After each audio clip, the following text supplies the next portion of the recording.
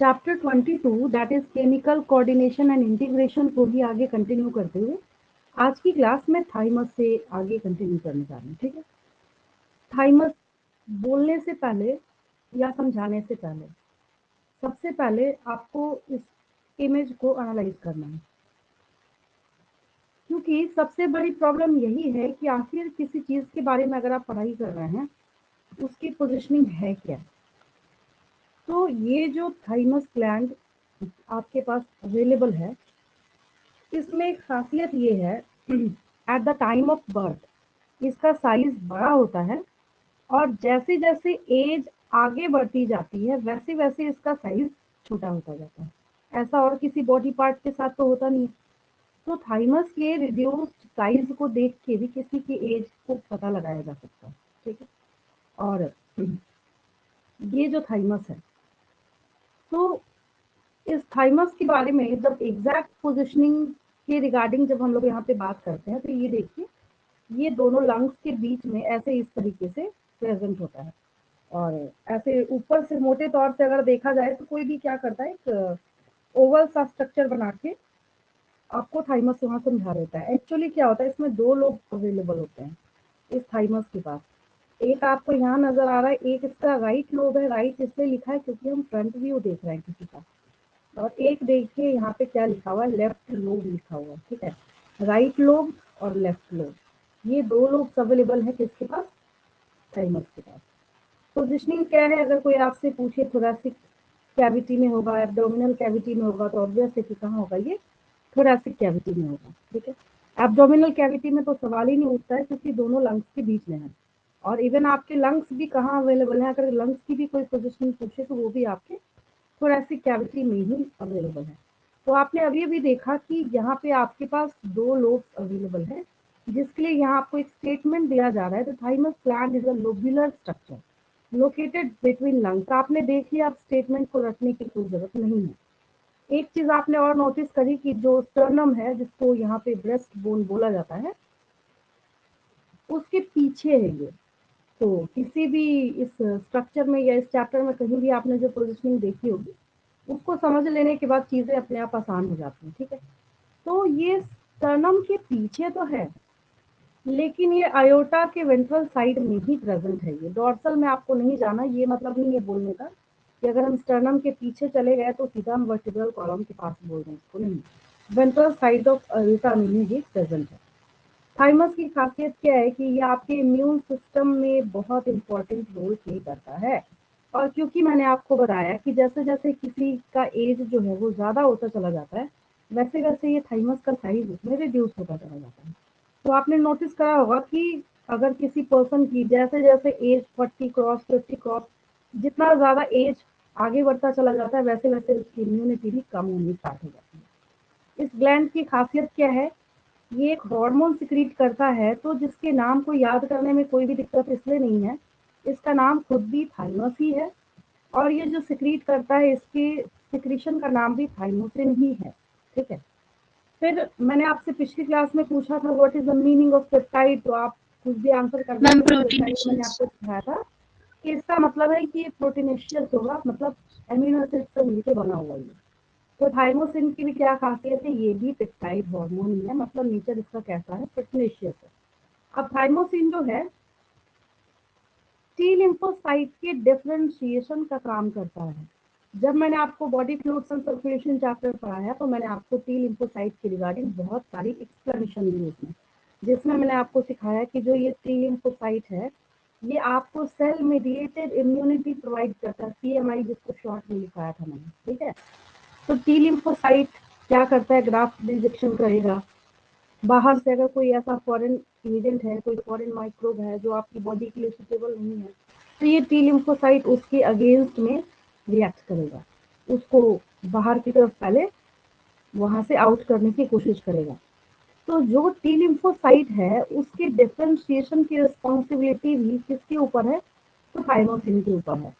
तो indirect way में आपको ये स्टोरी समझ आई, आपने समझा कि अच्छा, अगर आपको टी लिम्फोसाइट को फंक्शनल कंडीशन में देखना है तो क्या अच्छा काम करना चाहिए आपकी बॉडी में, जो थाइमस है उससे थाइमोसिन का सिक्रीशन अच्छा होना चाहिए। ठीक है, फिर अगर हम दूसरे तरीके से बात करें तो ये आपकी बॉडी में एंटीबॉडी की प्रोडक्शन को सपोर्ट करने का काम करता है, इसको प्रमोट करेगा। तो और एक चीज है कि जब बच्चों से पूछा जाता है कि what are the differences between B lymphocyte and T lymphocyte, T lymphocyte provide cell mediated immunity and B lymphocyte provide humoral immunity. क्योंकि बी लिम्फोसाइट ही एंटीबॉडी बनाता है, ये जो इनडायरेक्ट वे में आपको यहाँ पे बोला जा रहा है ना, जब मैंने वो चैप्टर आपको स्टार्ट करा था बॉडी फ्लूइड्स एंड सर्कुलेशन, वहां पे मैंने आपको क्रिस्टल क्लियर बता रखा है कि टी लिम्फोसाइट और बी लिम्फोसाइट, तो बी लिम्फोसाइट जो है वही एंटीबॉडी बनाने का काम करता है। और थाइमस ओल्ड इंडिविजुअल्स जो है उनमें डे बाय डे ये डी जनरेट होता चला जाएगा। और ऑब्वियस है कि जब ये डी जनरेट होगा, जब इसका खुद का साइज ही डी जनरेट हो जाएगा, तो ये थाइमोसिन का प्रोडक्शन क्या करेगा, तो इसका भी सिक्रीशन प्रोडक्शन जो है वो धीरे धीरे कम हो जाता है, जिसकी वजह से जो इम्यून रिस्पॉन्सेज हैं ओल्ड लोगों में वो काफी कमजोर हो जाता है। ठीक है, आसान सा है, याद हो गया थाइमस सबको। थाइमस के कितने Yes, लोग होते हैं, थाइमस के कितने लोग होते हैं? 2 lobes. 2 lobes. ठीक है, वेरी गुड। थाइमस कौन सा हार्मोन सिक्रीट करता है? Thymosin. थाइमोसिन का नेचर क्या है? Proteinaceous immunity. ठीक है, वेरी गुड। टी लिम्फोसाइट कैसे इम्यूनिटी प्रोवाइड करता है? From cell mediated immunity. Very good, ठीक है। और बी लिम्फोसाइट कैसे इम्यूनिटी प्रोवाइड करता है? From provide humoral immunity immunity. करता है। आप ह्यूमरल इम्यूनिटी भी कह सकते हैं, ह्यूमरल इम्यून रिस्पॉन्स भी कह सकते हैं। ठीक है, ह्यूमरल इम्यूनिटी एक बार समझा देंगे? ह्यूमरल इम्यूनिटी डायरेक्ट जो है उसमें एंटीबॉडी जब सीधा जाके वहां पे आर्मी की तरह लड़ रहे होते हैं ना, उसको ह्यूमरल इम्यूनिटी कहते हैं। तो एंटीबॉडी बनाता कौन है? B lymphocyte.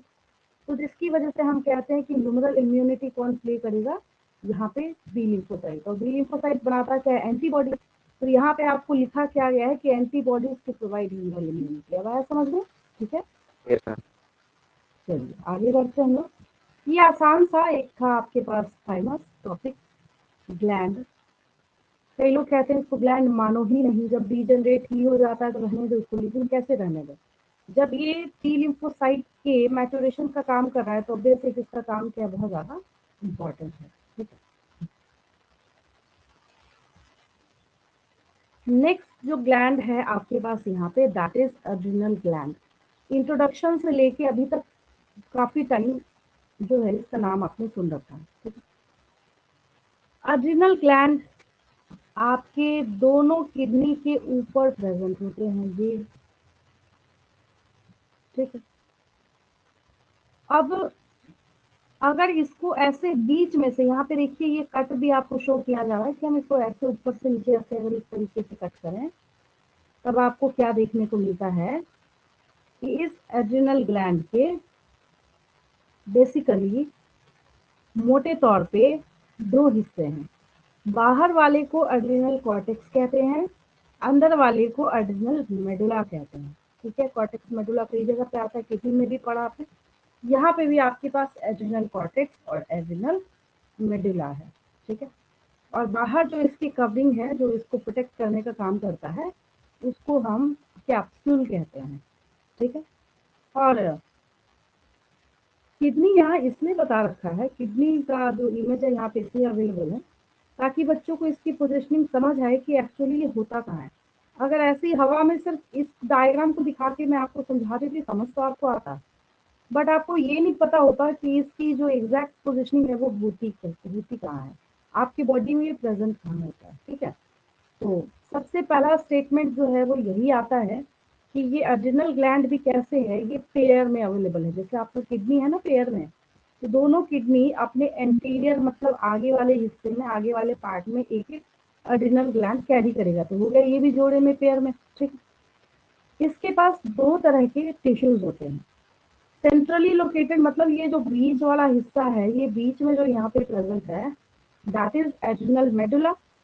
और आउटसाइड में जो यहाँ पे कोटिंग और कवरिंग है, दैट इज एड्रिनल कॉर्टेक्स। तो बाहरी हिस्से को हम एड्रिनल कॉर्टेक्स कहते हैं, अंदर वाले पार्ट को हम एड्रिनल मेडुला कहते हैं। और दोनों मिलके अलग अलग हार्मोन का भी सिक्रीशन करते हैं। और आपकी बॉडी मेटाबॉलिज्म में भी काफी इंपॉर्टेंट रोल प्ले करते हैं। जैसे आप जब 10th क्लास में थे तो वहां आपसे एक क्वेश्चन पूछा जाता था, name the fear and fighting hormone. याद है आपको? आपसे स्पेशली वहां पे क्वेश्चन पूछा जाता था, mention the name of the fear and fighting hormone. तो आप वहां पे क्या करते थे? एड्रेनलिन का नाम लिखते थे। याद आ रहा है? Adrenaline. नाम सुना हुआ लग रहा है आपको? Yes, और ma'am. ये जो एड्रिनल ग्लैंड यहाँ पे आपको दिख रहा है, ये आपकी बुक का ही डायग्राम है, सेम वही डायग्राम है। यहाँ देखिए, ये पोजीशनिंग इसके ऊपर ये है, किडनी के ऊपर, ठीक है। और एड्रिनल कॉर्टेक्स जो इसका एक्सटर्नल पार्ट है और इंटरनल पार्ट क्या है यहाँ पे? एड्रिनल मेडुला है। अब इसके बाद आगे जब हम इसमें बढ़ते हैं तो इसके हार्मोनल रोल को जब आप देखना और समझना स्टार्ट करते हैं तो एड्रिनल मेडुला मतलब जो इंटरनल पार्ट है ना, उसकी बात कर रही हूँ। साफ साफ मैं बोल रही हूँ आपको, पहले तो दोनों को डिफरेंशिएट करके दोनों की पोजिशनिंग को आप ब्रेन में प्रिंट कर लीजिए। मैंने आपको क्या बोला है? एड्रिनल मेडुला बोला है। मेडुला मतलब बाहर वाला या अंदर वाला? Ma'am, interior. ठीक है, वेरी गुड। तो यही क्या करता है? एड्रेनलिन को सिक्रीट करने का काम करता है, नॉट कॉर्टेक्स। मेडुला के बारे में हम लोग बात कर रहे हैं। किसके बारे में? मेडुला के बारे में। अब जो आप एड्रेनलिन आज तक सुनते आए हैं, इसी एड्रेनलिन का ही दूसरा नाम एपिनेफ्रिन भी है। ये भी सुना होगा आपने, एड्रेनलिन और एपिनेफ्रिन। और दूसरा जो हार्मोन है यहाँ पे, दैट इज नॉर एड्रेनलिन और नॉर एपिनेफ्रिन। कितना आसान है। एड्रेनलिन में एक बार नॉर लगा दीजिए तो नॉर एड्रेनलिन दूसरा बन गया। उसी का और जो है एपिनेफ्रिन में नॉर लगा दीजिए तो नॉर एपिनेफ्रिन। इसमें तो कुछ है ही नहीं याद करने में, कर देंगे। मतलब एड्रेनलिन प्लस नॉर एड्रेनलिन, तो इन दोनों को एक साथ हम लोग कैटेकोलामिन्स कहते हैं। अगर आपसे कोई पूछे कि mention the constituent hormones of catecholamines, तो आपको वहां पे सिर्फ इतना लिखना है, aggregation of adrenaline and noradrenaline is termed as catecholamines. याद हो गया सबको? Yes, अब ma'am. ये स्ट्रेस के कंडीशन में रिलीज होता है। इमरजेंसी सिचुएशन बोलने का मतलब ये है कि आप ट्रेन में बैठे और कहीं से कोई खबर आ गई, किसी ने बोल दिया, वो बिल्कुल रनिंग कंडीशन में है, फास्ट मूविंग कंडीशन में, किसी ने बोल दिया कि आग लग गई ट्रेन में। उस टाइम आप इमेजिन करके देखिए आपकी कंडीशन कैसी होगी। या कोई आपने ऐसी खबर सुन ली, शॉक की खबर, आपका एग्जाम बहुत अच्छा गया, कुछ ऐसी मिसहैपनिंग हुई, आपको किसी ने बोल दिया भाई तुम्हारे तो एग्जाम में 0 मार्क्स आए। एक बार हुआ था ना, सीबीएसई में ही एक लड़की ने सुसाइड कर लिया। मतलब पता नहीं कैसे उसके मैथ्स में, खैर वो तो क्लेम भी कर सकती थी, बेकारी सुसाइड कर लिया उसने। उसने 100 आउट ऑफ 100 मार्क्स जो है स्कोर किया था। कुछ प्रिंटिंग एरर हुआ और उसकी मार्कशीट में 100 की बजाय 10 लिखा हुआ आया। 10 लिखा हुआ आया तो उसने सुसाइड कर लिया।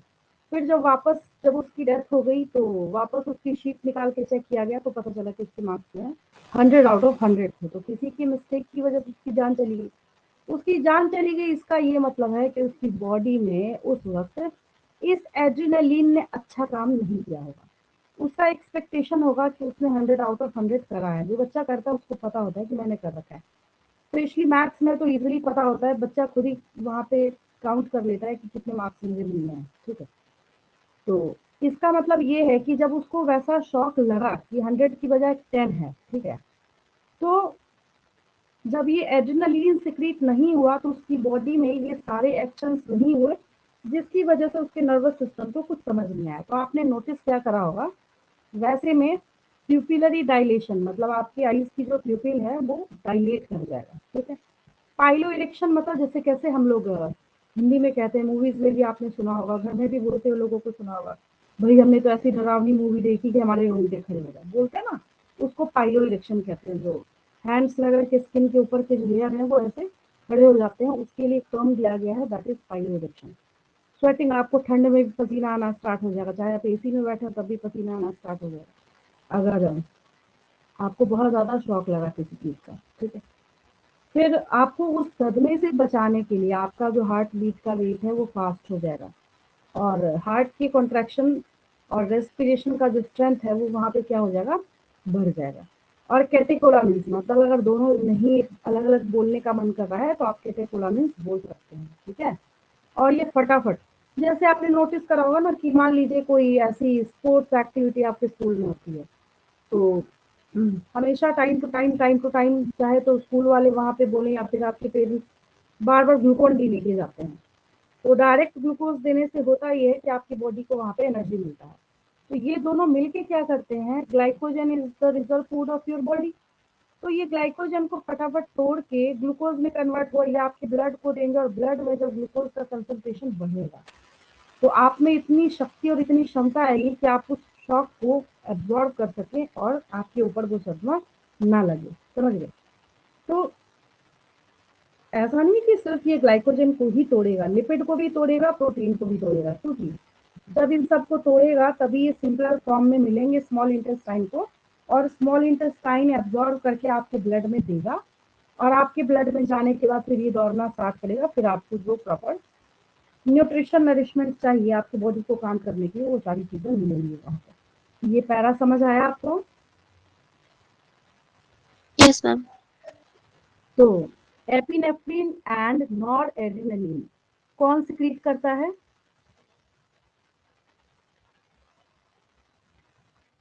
इसका सिक्रीशन है ये, Ma'am, adrenal glands. मतलब एड्रिनल ग्लैंड में किसका? Ma'am, and adrenal medulla. हाँ, मेडुला सिक्रीट करता है इसको। कौन करता है? मेडुला सिक्रीट करता है। कैटेकोलामिन्स किस किस को एग्रीगेट करके कहते हैं हम लोग? Adrenaline plus noradrenaline. Noradrenaline. ठीक है। और शॉक के केस में ये कैसे कैसे वर्क करता है तो आया समझ में आपको, ये तो लिखने को कोई देगा नहीं आपको, आपके समझने की बात है। और जितने भी बायोमोलिक्यूल्स, सही में ये न्यूक्लिक एसिड्स को छोड़ के बायोमोलिक्यूल्स ही है, चाहे आप वहाँ पे लिपिड ब्रेकडाउन की बात करें, चाहे ग्लाइकोजन ब्रेकडाउन की बात करें, चाहे वहाँ पे प्रोटीन ब्रेकडाउन की बात करें, सब के सब बायोमोलिक्यूल्स ही हैं आपके जेनेटिक मटेरियल को छोड़ के, ठीक है। अब यहाँ पे बारी आती है एड्रिनल कॉर्टेक्स। कॉर्टेक्स मतलब अंदर वाला या बाहर वाला? Ma'am, outside. बाहर वाला. आउटसाइड वाला, ठीक है। तो मैं आपको इसके लेयर शो करती हूँ ताकि आपको भी याद ना करना पड़े, रटना ना पड़े।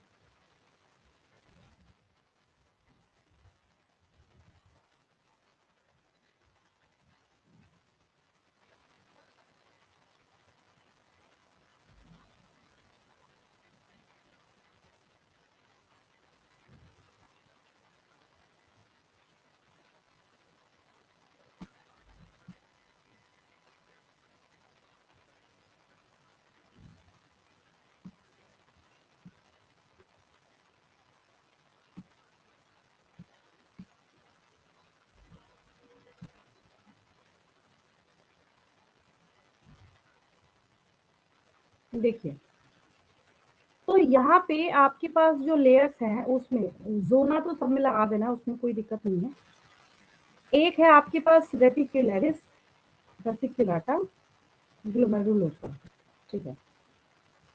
अब इसमें आपने डिवाइड किसको किया है? आपने डिवाइड किया है जो कॉर्टेक्स है आपके पास वो, ठीक है। तो ये देखिए ग्लोमेरुलोसा, जोना ग्लोमेरुलोसा, जोना लगा देना है सबने, देन जोना पेसिकुलाटा, ये मिड वाला जो लेयर है, और देन आपके पास क्या है यहाँ पे? जोना रेटिकुलरिस, ये। तो इसके बेसिस पे आपको यहाँ पे ये जो 3 लेयर्स हैं ये बताए गए हैं, मतलब जो सबसे अंदर का है, यहाँ पे सबसे अंदर वाला जो पार्ट है ये देखिए जोना रेटिकुलरिस है, ठीक है। उसके बाद मिड वाला पोर्शन यहाँ पे कौन सा है? जोना पेसिकुलाटा है। देन इसके बाद कौन है आपके पास? जोना ग्लोमेरुलोसा है।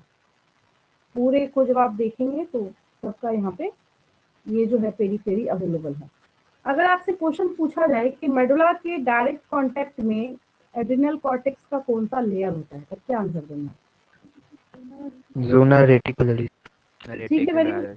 तो क्योंकि ये सबसे अंदर का लेयर है यहाँ पे, जिसकी वजह से ये क्या है? डायरेक्ट कांटेक्ट में है मेडुला के, ठीक है। अब देखिए जो एड्रिनल कॉर्टेक्स है, ऐसे तो बहुत सारे हार्मोन सिक्रीट करता है, लेकिन सबको एक साथ हम लोग कॉर्टिकोइड्स कहते हैं। कॉर्टेक्स से बना है कॉर्टिकोइड्स, कंफ्यूज नहीं करना है इसमें। यानी कि जो भी हार्मोन एड्रिनल कॉर्टेक्स से ही सिक्रीट होगा, गारंटी है इस चीज की कि एड्रिनल कॉर्टेक्स ही सिक्रीट कर रहा है, तो उसको हम नाम ही दे देंगे कॉर्टिकोइड्स का। और कॉर्टिकोइड्स का काम क्या है कि ये कार्बोहाइड्रेट मेटाबॉलिज्म में इन्वॉल्व होते हैं। तो अगर ये कार्बोहाइड्रेट मेटाबॉलिज्म में इन्वॉल्व हो गए, जितने भी बायोमोलिक्यूल्स हैं सबके मेटाबॉलिज्म में इसका इंपॉर्टेंट रोल है, तब हम इसका नाम रखेंगे ग्लूकोकॉर्टिकोइड्स। और हमारे बॉडी में एक एग्जाम्पल है यहाँ पे सबसे अच्छा जो ग्लूकोकॉर्टिकोइड है, दैट इज कॉर्टिसोल। ये क्या है, मेन ग्लूकोकॉर्टिकोइड है आपकी बॉडी का। थोड़ी समझ आई क्या बोला मैंने? सबसे पहली बात, Yes, ma'am. एड्रिनल कॉर्टेक्स जितने हार्मोन्स को सिक्रीट करता है उसको क्या नाम देंगे हम? Corticoids. ठीक है। अगर कॉर्टिकोइड्स कार्बोहाइड्रेट मेटाबॉलिज्म कर रहा है तो उसका नामकरण, उसका नॉमेनक्लेचर क्या किया जाएगा? Glucocorticoid. और Glucocorticoid. ग्लूकोकॉर्टिकोइड्स का सबसे अच्छा एग्जांपल क्या है आपकी बॉडी में? Cortisol. Cortisol. वेरी गुड, यही चीज मैं आपको बोल रही थी। अब एक ऐसा भी तो कॉर्टिकोइड होगा ना जो आपकी बॉडी में इलेक्ट्रोलाइट बैलेंस कर रहा होगा, ठीक है, जिसकी वजह से ऑस्मो रेगुलेशन होता है। तो कितना आसान है। अब यहाँ पे मिनरल्स को, इलेक्ट्रोलाइट को ये रेगुलेट कर रहा है तो इसका नाम मिनरलोकॉर्टिकोइड हो जाएगा, ठीक है। और आपकी बॉडी में जो मेन मिनरलोकॉर्टिकोइड है ये एल्डोस्टेरॉन है। ये सब नीट में बारी बारी से पूछा जा चुका क्वेश्चन है, ठीक है। Which of the following is the mineralocorticoid? आपको वहां पे ऑप्शन दिया जाएगा, ग्लूकोकॉर्टिकोइड, एल्डोस्टेरॉन, इंसुलिन, कॉर्टिसोल। तो किसको टिक करेंगे? Aldosterone. ठीक है, ये मेन मिनरलोकॉर्टिकोइड है आपकी बॉडी का, ठीक है। अब आपको ये बताने की मुझे जरूरत तो बिल्कुल भी नहीं है कि जो ग्लूकोकॉर्टिकोइड है ये क्या करेगा। और देखिए लिखा क्या है यहाँ पे, बोला जा रहा है ग्लूकोनियोजेनेसिस। फिर है आपके पास यहाँ पे लाइपोलाइसिस, लिपिड का टूटना, प्रोटियोलाइसिस, प्रोटीन का टूटना, and inhibit cellular uptake and utilisation of amino acids. ये फिर जाके सेल को क्या कहता है कि अब तुमको जो एमिनो एसिड्स का यूटिलाइजेशन है, उसका जो अपटेक है, उसका जो इस्तेमाल है, तुमको क्या करना है?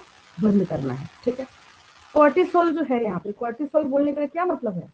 ग्लूकोकॉर्टिकोइड। कॉर्टिसोल बोलने का क्या मतलब है? ग्लूकोकॉर्टिकोइड। खुद ही समझ लेना है आपको, ठीक है। तो ये कॉर्टिसोल जो है, क्योंकि ग्लूकोज से रिलेटेड है, जिसकी वजह से ये आपकी कार्डियोवैस्कुलर सिस्टम को मेंटेन करने का काम करता है।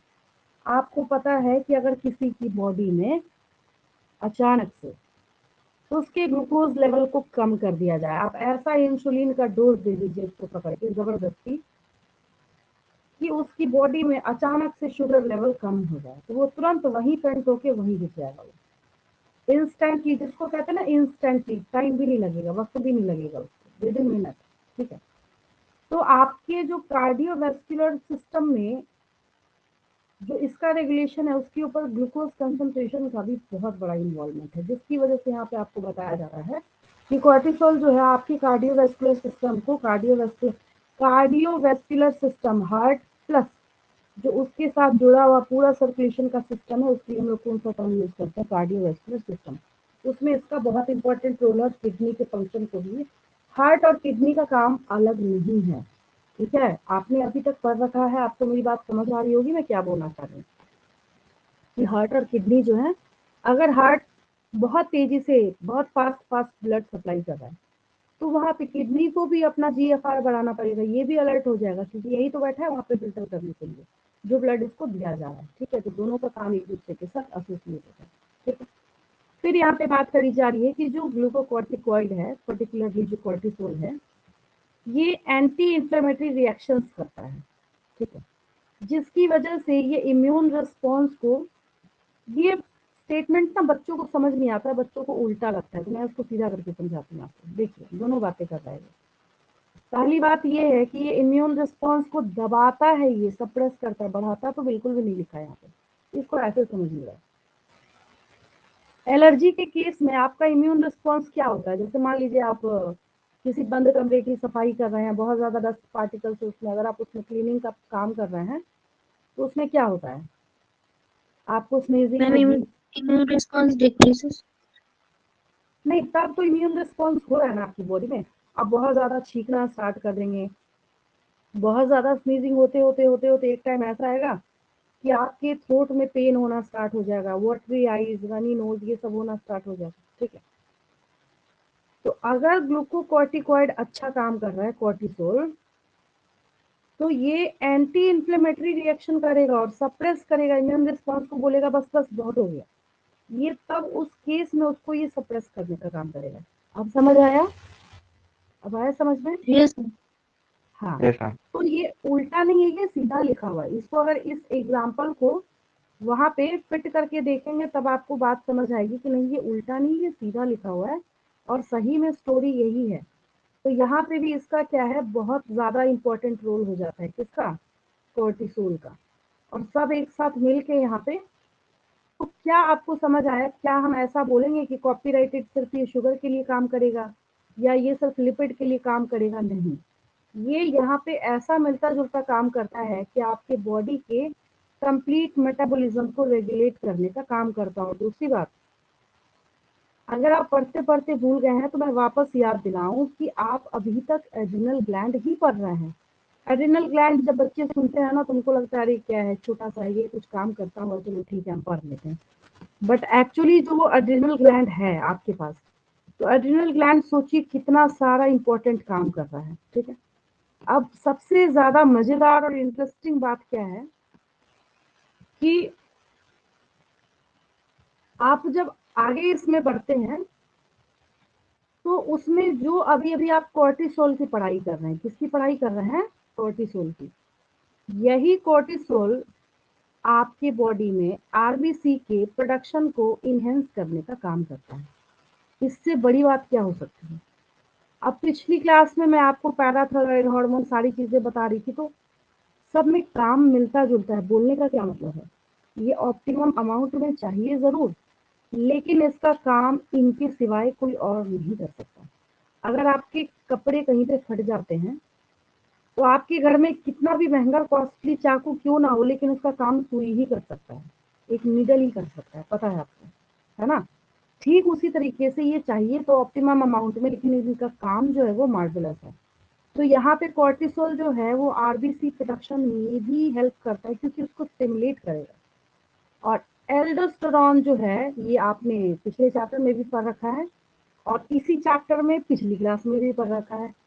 तो ये फिर वापस वही कहानी आ रही है। ये क्या करेगा, रीअब्जॉर्प्शन ऑफ सोडियम आयन और वाटर कराएगा, कहाँ से, जो ट्यूबुलर पार्ट है वहां से। ठीक है, रीनल ट्यूब्यूल्स को ये वहां पे ट्रिगर करेगा और जिसकी वजह से क्या होगा, ये एक्सक्रीशन में हेल्प करेगा पोटेशियम और फॉस्फेट आयंस के। तो एल्डोस्टेरॉन क्या कर रहा है यहाँ पे, जब कभी भी आयनिक बैलेंस आए कहीं पे भी, चाहे पोटेशियम आयन हो, कोई सा भी आयन, हम लोग उसको इलेक्ट्रोलाइट बैलेंस कहते हैं। मैंने आपको ओआरएस का वो पैकेट भी दिखा रखा था जिसपे सारे वो सॉल्ट्स के आयंस के नेम लिखे हुए थे, है ना? तो एक्चुअली उस टाइम आपकी बॉडी में इम्बैलेंस हो जाता है, जब किसी को लूज मोशन हो, जब किसी को वोमिटिंग का केस हो, तो जिसकी वजह से उसको बैलेंस करने के लिए बॉडी में वो सब बाहर से जो पेशेंट है उसको बोल के पिलाया जाता है। ठीक है, तो फिर जो है तो इसका इम्पोर्टेंट रोल कहाँ हो गया, तो बॉडी फ्लूइड वॉल्यूम को मेंटेन करने में उसके साथ ही जुड़ा है। ये कोई अलग चीज नहीं है, ऑस्मोटिक प्रेशर हो, अब इसी के साथ आपका ब्लड का प्रेशर भी जुड़ा हुआ है। ठीक है, तो सबको एक साथ मिलकर क्या कर रहा है, रेगुलेट करने का काम कर रहा है। ठीक है?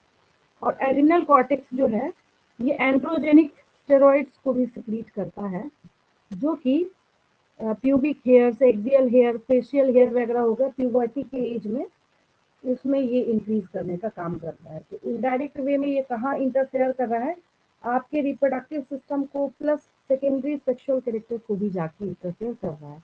तो आपने ये भी सीख लिया कि आपकी बॉडी का कोई भी ऐसा पार्ट, कोई भी ऐसा हिस्सा, कोई भी ऐसा मेटाबॉलिज्म नहीं है जहाँ पे इस एड्रिनल ग्लैंड का इंटरफेरेंस नहीं है। समझ आया आपको? एड्रिनल कॉर्टेक्स के कौन कौन से 3 बेसिक लेयर हैं? कौन कौन से 3 बेसिक लेयर हैं? Ma'am reticularis, Reticularis, Fasciculata, fasciculata and glomerulus. glomerulosa, ठीक है, वेरी गुड। सबसे बाहर का लेयर कौन सा है? glomerulosa, ठीक है, वेरी Glomerulus. गुड। सबसे इनर साइड का जो मेडुला के साथ एसोसिएटेड है? Reticularis. reticularis, ठीक है, वेरी गुड। अगर एड्रिनल कॉर्टेक्स एक ऐसा हार्मोन सिक्रीट करता है जो कि कार्बोहाइड्रेट मेटाबॉलिज्म में इन्वॉल्व है, तो उसको क्या नाम देंगे? glucocorticoids, ठीक है, वेरी गुड। उसको नाम देंगे हम लोग ग्लूकोकॉर्टिकोइड। अगर वो जो इलेक्ट्रोलाइट्स होते हैं उसके मेटाबॉलिज्म में अपना इंपॉर्टेंट रोल प्ले करता है तो? mineralocorticoids, ठीक है, वेरी गुड। और मेन आपकी बॉडी का ग्लूकोकॉर्टिकोइड कौन सा है? cortisol, ठीक है, वेरी गुड। देन जब हम आगे बढ़ते हैं तो ये इसका आगे जो फंक्शन है और वर्क है, तो अगर मैं पूछूं आपसे कि कौन सा ऐसा हार्मोन है जो कि रीअब्जॉर्प्शन ऑफ सोडियम आयंस और वाटर में हेल्प करता है? aldosterone, ठीक है, वेरी गुड। समझ आया आपको? yes ma'am, Yes, ma'am. Pancreas पे चले हम लोग, बहुत ही आसान है। अब इस चैप्टर का जो मेजर पोर्शन था वो खींच लिया आपने। इतनी ही कहानी थी। बोलने का क्या मतलब है? आप बोलेंगे अभी तो बहुत कुछ बचा हुआ है। बोलने का ये मतलब है, आप तो बच्चों का गेम है, बिल्कुल बहुत ही आसान है। पैनक्रियाज वगैरह का जो रोल है वो वही सब है जो आपने ऑलरेडी थोड़ा सा छोटी क्लासेस में सुन रखा है, और कुछ भी नया नहीं है इसमें। नया बोलने का मतलब, मैं आपको पढ़ा जरूर रही हूँ, आपको याद नहीं होगा ये भी हो सकता है, लेकिन ऐसा नहीं होगा कि सुनने के बाद आप बोले क्या सुन लिया हमने, ये तो पहली बार अपनी लाइफ में सुन रहा है। ऐसा कुछ भी नहीं होगा। इसमें से जितनी भी चीजें हैं पैनक्रियाज के बारे में, ये खासियत ये है कि आपने ऑलरेडी पहले से सुन के रखा हुआ है। देखिए, पैनक्रियाज को जब आप देखना स्टार्ट करते हैं तो पहली बात तो ये है कि जब कभी भी डाइजेस्टिव सिस्टम का भी डायग्राम बनाया जाता है उसमें भी इस पैनक्रियाज के स्ट्रक्चर को जरूर बनाया जाता है। रीजन ये है, ये पैनक्रियाज जो है ये बहुत इंपॉर्टेंट काम करता है, और आपके डाइजेस्टिव सिस्टम में जब आप उसके डायग्राम को बना रहे होते हैं तो उसके डायग्राम को आप इसके बिना बना भी नहीं सकते। तो भी बात है, दोनों ही बातें वहाँ पे। रीजन ये है कि उसके जो सारे स्ट्रक्चर्स हैं, इवन की डिओडेनम का जो पार्ट है उसके साथ ये क्या है, एसोसिएटेड है, जिसकी वजह से जब कभी भी आप पढ़ाई करते हैं पैनक्रियाज के बारे में तभी आपको डायग्राम में वो देखने को मिलता है, और जब आप खुद इसके बारे में इंडिविजुअल पढ़ाई कर रहे हैं तब भी आपको ये देखने को मिलता है। इसको इसके साथ जो एसोसिएटेड पार्ट है आप उसको काट के तो देख नहीं सकते, उसको देखना ही पड़ेगा आपके साथ के साथ। तो यहाँ पे ये जो येलो कलर का ये स्ट्रक्चर बना हुआ है that is pancreas and it's the positioning of pancreas. ठीक है, ये डिओडेनम वाले हिस्से के साथ क्या है यहाँ पे एसोसिएटेड है, ये भी नजर आ रहा है आपको। तो आप जब इस पैनक्रियाज को यहाँ पे ध्यान से देख रहे हैं, छोटे छोटे छोटे छोटे छोटे छोटे आइलेट जैसे दिखते हैं माइक्रोस्कोप के अंदर। तो नाम ही क्या रख दिया गया, ये जो आपको दिख रहा है ना यहाँ पे बहुत सारे छोटे छोटे जो आइलेट्स जैसे दिख रहा है, इनका नंबर 1 to 2 मिलियन होता है। आप सोच लीजिए कितना ज्यादा होता है। ये आइलेट्स जो आपको नजर आ रहा है इस डायग्राम में, मैम बॉडी में पैंक्रियास माइक्रोस्कोप होता है? या पैनक्रियाज? पैंक्रियास माइक्रोस्कोपिक होता है? नहीं, पैनक्रियाज खुद माइक्रोस्कोपिक नहीं होता है। पैनक्रियाज में अगर आपको इन आइलेट्स को देखना है, ऐसे नॉर्मल माइक्रोस्कोपिक नहीं है। सर्जिकल भी जब आप देखिएगा तो छोटा सा ये पोर्शन पार्ट जो है, क्योंकि इसमें से कोई भी चीज माइक्रोस्कोपिक तो है ही नहीं। ना आपका लिवर है, ये भी हाँ दिखता है मैम वही आपको, बोल रहा डिओडेनम, सारी चीजें आपको दिखती हैं, तो ये भी है। ठीक है, पैनक्रियाज की जब ये लैंगरहैंस को देखना पड़ता है या फिर इसको जब देखने की बारी आती है तो ये स्ट्रक्चर कैसा है कि ये 1 to 2 million islets of Langerhans को कैरी करने का काम करता है। ठीक है, और नॉर्मल ह्यूमन पैनक्रियाज में ये सिर्फ 1 से 2%, 1 से 2% ही पैनक्रियाटिक टिश्यू को रिप्रेजेंट करता है। अब इसमें इंटरेस्टिंग फैक्ट क्या है? इंटरेस्टिंग फैक्ट ये है, पूरे आइलेट ऑफ लैंगरहैंस में 2 टाइप के ही सेल होते हैं, तीसरा टाइप आपको पढ़ना ही नहीं है। Only 2 types of cells are there, एक है अल्फा सेल, एक है beta cell. Beta cell insulin secrete करेगा, अल्फा सेल ग्लूकागॉन सिक्रीट करेगा। याद हुआ? अल्फा सेल क्या सिक्रीट यस करेगा? मैम। अल्फा सेल क्या सिक्रीट करेगा? ग्लूकोज। ग्लूकागॉन है ये, ग्लूकागॉन है ये, ठीक है। और बीटा सेल इंसुलिन सिक्रीट करेगा। बीटा सेल क्या सिक्रीट करेगा? इंसुलिन। हाँ। अच्छी बात ये है कि इंसुलिन भी प्रोटीनेशियस नेचर का है, ग्लूकागॉन भी प्रोटीनेशियस नेचर का है, तो दोनों को पेप्टाइड हार्मोन बोला जाता है। कोई दिक्कत? ठीक है। ना मैम। अब एक और इम्पोर्टेंट बात यहाँ पे ये है कि ये जो ग्लूकागॉन है मतलब अल्फा सेल वाला, हिपैटोसाइट मतलब लिवर सेल होता है, हिपैटो मतलब ही लिवर होता है, ये मेनली लिवर सेल के ऊपर काम करता है। और ग्लाइकोजिनोलाइसिस, इसको ध्यान से देखिए, लाइसिस है लिखा हुआ, इसमें बच्चे कहते हैं मैम हम फॉर्मेशन लिख के आ गए एग्जाम में, ग्लाइकोजन का फॉर्मेशन करता है। भाई लाइसिस का मतलब ही टूटना होता है, हम ब्रेक जेनेसिस थोड़ी लिखा है यहाँ पे, लाइसिस लिखा है। आपको उल्टा नहीं लिखना। अगर आप कॉपी में लिखना है ग्लाइकोजिनोलाइसिस और उसके स्टेटमेंट लिख रहे हैं फॉर्मेशन ऑफ ग्लाइकोजन, तो ये बिल्कुल उल्टा आपको दिख ही रहा है कि आप बिल्कुल उल्टा लिख रहे हैं। लाइसिस का मतलब लाइसिस मतलब तो ब्रेक डाउन होता है। हाँ, ब्रेक डाउन और टूटना होता है। तो ग्लाइकोजन को तोड़ेंगे तो क्या मिलेगा आपको? ब्लड शुगर मिलेगा ना, मतलब ग्लूकोज मिलेगा ना। तो ग्लूकोज जब मिलेगा तो यस मैम। आपके ब्लड में ग्लूकोज का कंसंट्रेशन जो है वो बढ़ जाता है। तो बढ़ जाएगा तो हम लोग कहते हैं कि ये हाइपर ग्लाइसेमिक हार्मोन है। देखिए नीचे स्टेटमेंट लिखा है, glucagon is a hyperglycaemic hormone. अब ये कहानी समझिए, इसमें कहाँ दिक्कत है आपको, सो बोलिए मेरे से। बात समझ आई? Yes ma'am. तो ये कर क्या रहा है यहाँ पे कि इसकी पूरी तैयारी अपनी तरफ से ये है कि हर तरीके से ये ब्लड में क्या करेगा, ग्लूकोज लेवल को यहाँ पे बढ़ाएगा। तोड़ता जा रहा है उसको, तोड़ता जा रहा है, तोड़ता जा रहा है, तोड़ता जा रहा है। तो एक तरफ से तोड़ भी रहा है और दूसरी तरफ से ये उल्टा भी काम कर रहा है। ये पता है क्या, एक तो तोड़ने के लिए भी उकसा रहा है, दूसरी बात से ये है ये सेल को भी उकसा रहा है, कह रहा नहीं नहीं तुमको जो है ना वो ग्लूकोज कंज्यूम नहीं करना है, तो इसके लिए कोई दूसरा चाहिए ना, इसके फीडबैक मैकेनिज्म का सर्किट पूरा करने के लिए कुछ दूसरा चाहिए आपको। अब आया इंसुलिन वहां पे हीरो के रोल में। इंसुलिन बोलेगा अच्छा ठीक है तुम अब तक नहीं करने दे रहे तो रुको मैं आता हूँ। तो ये जो एक्स्ट्रा फालतू ग्लूकोज जो वहां पे ऐसे आपके ब्लड में छुट्टे के फॉर्म में घूम रहा था ना, तो ये भी फिर हिपैटोसाइट पे काम करेगा। एडिपोसाइट मतलब फैट टिश्यू होता है एडिपोसाइट, ठीक है, उस पर भी काम करेगा और ये बोलेगा कि देखो तुम लोग एक काम करो, जो ग्लूकोज है उसको सेल से अच्छे तरीके से यूटिलाइज कराओ। तो जिसकी वजह से किसी के ब्लड में अगर ग्लूकोज का कंसंट्रेशन बढ़ गया होगा तो उस ग्लूकोज की कंसंट्रेशन को कम कराने का काम कौन करेगा? इंसुलिन। यही रीजन है कि अगर कोई ऐसा पेशेंट हो, कोई ऐसा पर्सन हो जिसकी बॉडी में इंसुलिन नहीं बन रहा होता है, तो इंसुलिन जब नहीं बनेगा तो उसके ब्लड में ग्लूकोज का जो कंसंट्रेशन है वो बढ़ जाता है। कहानी समझ आई आपको? तो हम ये क्या बोला मैंने? हाइपरग्लाइसेमिक। हाँ।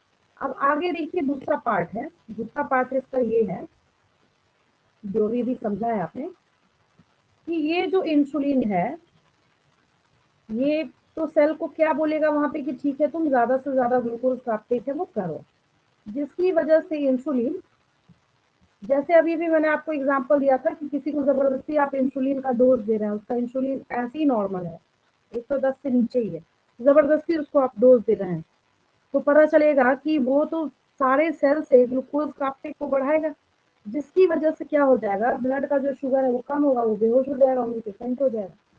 तो यहाँ पे इसकी वजह से इसको हम कहते हैं हाइपोग्लाइसेमिक हार्मोन, मतलब ये शुगर लेवल को कम कराने का काम करता है। तो इंसुलिन क्या करा रहा है यहाँ पे, ग्लूकोज टू ग्लाइकोजन, तो ग्लूकोज से ग्लाइकोजन बनाइएगा तो क्या हो जाएगा, बनने को जेनेसिस बोलते हैं, तो ये हो जाएगा ग्लाइकोजेनेसिस। क्या हो जाएगा? ग्लाइकोजेनेसिस। मेरी बात समझ आई? तो अगर मैं पूछूं आपसे कि ग्लाइकोजेनेसिस कौन कराएगा तो क्या बोलेंगे? इंसुलिन। इंसुलिन। अगर मैं बोलूं ग्लाइकोजन को तोड़ेगा कौन, तब क्या बोलिएगा?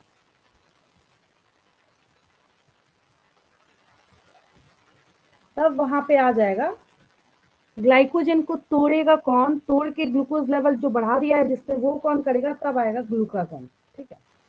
और अगर किसी के बॉडी में बहुत ज्यादा प्रोलॉन्ग्ड हाइपरग्लाइसीमिया मतलब शुगर लेवल अगर बहुत ज्यादा है तो धीरे धीरे वो डायबिटीज मेलिटस का पेशेंट हो जाता है, यूरिन से भी ग्लूकोज निकलना स्टार्ट हो जाएगा, बहुत सारे जो हार्मफुल कंपाउंड्स हैं कीटोन बॉडीज है ये सब इसके यूरिन से आउट होने स्टार्ट हो जाएंगे।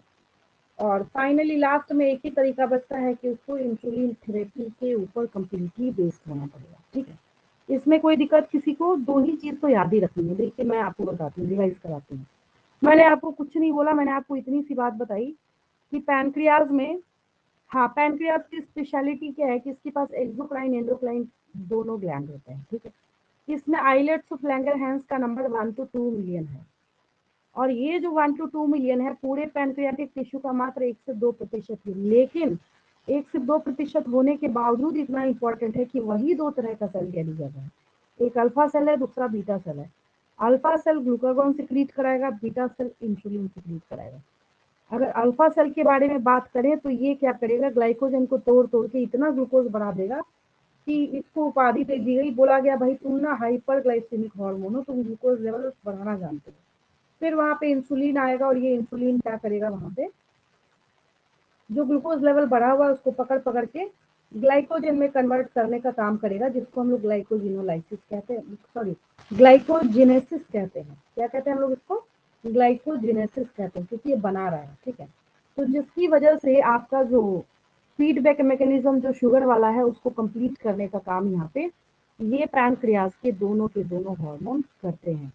और अगर आपके घर में कोई शुगर पेशेंट हो तो एक चीज ध्यान दीजिएगा कि शुगर पेशेंट को हमेशा विटामिन डी के टैबलेट्स लिखे जाते हैं। आप देख लीजिएगा प्रिस्क्रिप्शन में जाके, कोई भी शुगर पेशेंट आपके घर पे है, आप नोटिस कीजिएगा कि उनके प्रिस्क्रिप्शन में याद से डॉक्टर ने विटामिन डी जरूर ऐड किया है।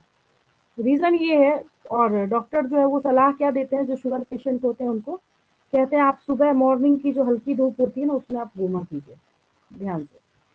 रीजन ये है कि vitamin D stimulates the activity of pancreas. ये लोगों को पता नहीं होती है, सोचते हैं पता नहीं लगता है ताकत के लिए विटामिन डी हमें लिख दिया, नहीं, विटामिन डी उसके लिए नहीं लिखा गया है।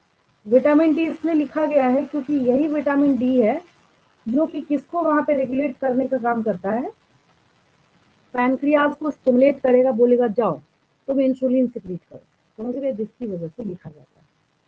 तो आपको पैनक्रियाज के पोर्शन में कोई डाउट तो नहीं, किसी को क्लियर है बिल्कुल, पैनक्रियाज क्लियर है बिल्कुल। विटामिन डी और D, D D D vitamin D का टैबलेट जरूर होगा, विटामिन डी का टैबलेट होगा, या फिर विटामिन डी के वो एक सिरप भी आता है, उसका एक पाउडर सस्पेंशन आता है, जो भी फॉर्म हो वो लिखा जरूर होगा उनको, ठीक है, देख लीजिएगा। चलिए अब नेक्स्ट जो है हम लोग यहाँ पे आगे बढ़ रहे हैं। अब हम लोग जो जिक्र करने जा रहे हैं यहाँ पे बहुत ही आसान है। टेस्टिस जो आपने 10th क्लास में पढ़ा था ना उतना ही पढ़ना है आपको, बस थोड़ा सा आगे जो पढ़ना है वो मैं आपको शो कर देती हूँ, आगे क्या करना है। देखिए एक बार आप ट्रांसफर सेक्शन देखेंगे ना उसके बाद आप मेरे से खुद ही क्वेश्चन पूछेंगे, क्योंकि थोड़ा ज्यादा तो लिख ही दिया है इसमें। जब ये छोटा पढ़ा रहा था तो इसको छोटा ही, उसको सेमिनिफेरस ट्यूब्यूल्स वगैरह के बारे में जब है तो आपको सिर्फ डायग्राम ही समझा सकता है और कुछ को समझा नहीं सकता। देखिए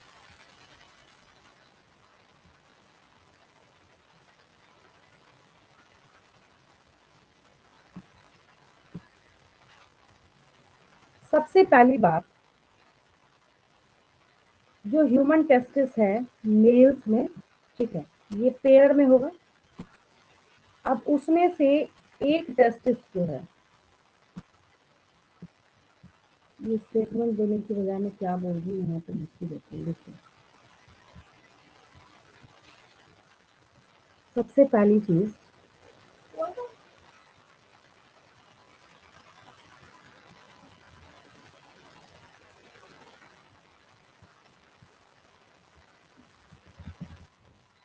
टेस्टिस अगर आप देखेंगे तो कितना है, ये 1 पेयर है। दूसरी बात, नेक्स्ट पॉइंट ये है, ईच टेस्टिस कंटेन्स आपकी एनसीईआरटी के अकॉर्डिंग अगर हम बात करें, कंपार्टमेंट्स दोनों में 500 हो गया ना।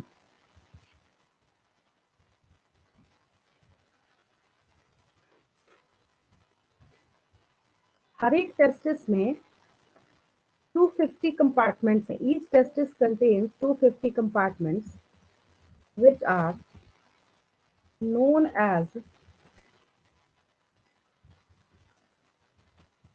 testicular lobules.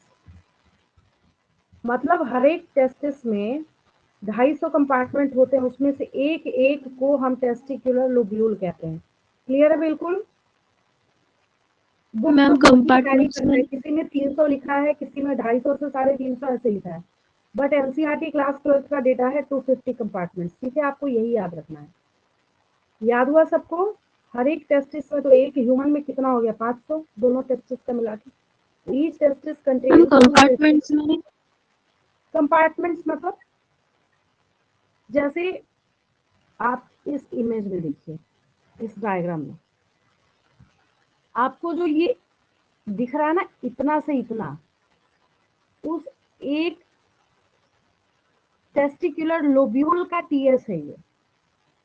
ये जो आपको यहाँ पे दिख रहा है ना, एक टेस्टिकुलर लोब्यूल के टीएस में आपको और 1 से 3 सेमिनिफेरस ट्यूब्यूल्स मिलेंगे। मेरी बात समझ आई? Yes ma'am. हाँ, ये समझना बहुत जरूरी है, उसके बिना वो स्टेटमेंट जीरो है, कोई फायदा ही नहीं उसका, आपकी बुक में जो स्टेटमेंट लिखा है। तो मैंने आपको क्या बोला कि जो 250 कंपार्टमेंट्स हैं, जिसको टेस्टिकुलर लोब्यूल सीखा आपने, ठीक है। फिर मैं और इसको आसान बना देती हूँ।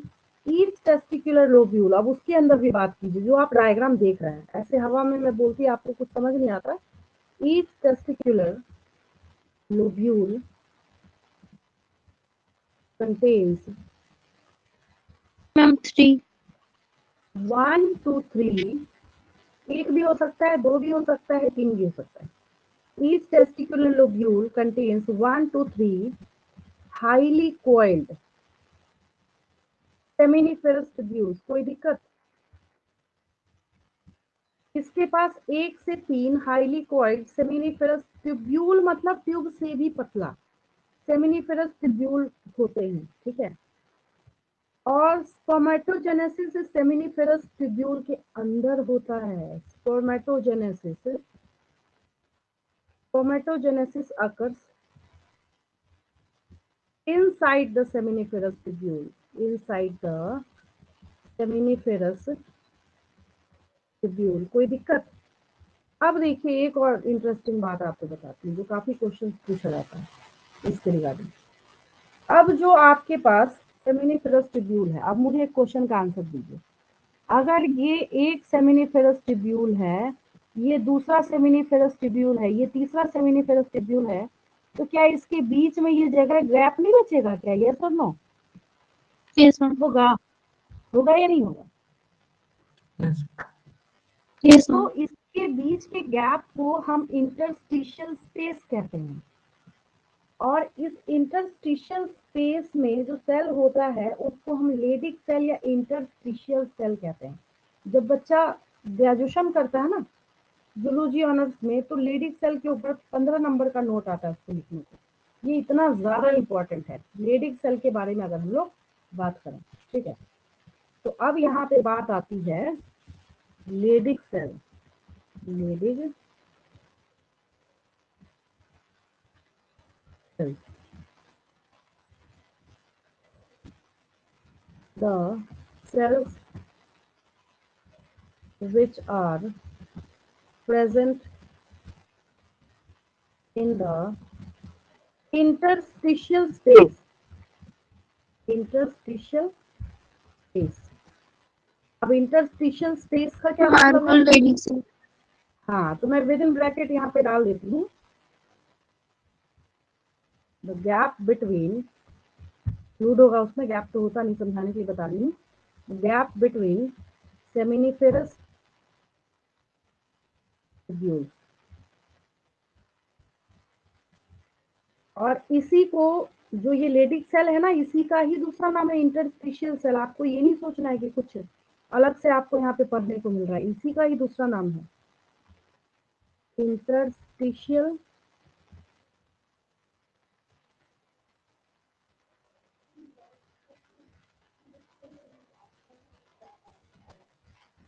इंटरस्टिशियल सेल्स, लेडिक सेल का ही दूसरा नाम है, ठीक है, ये इसी का ही दूसरा नाम है।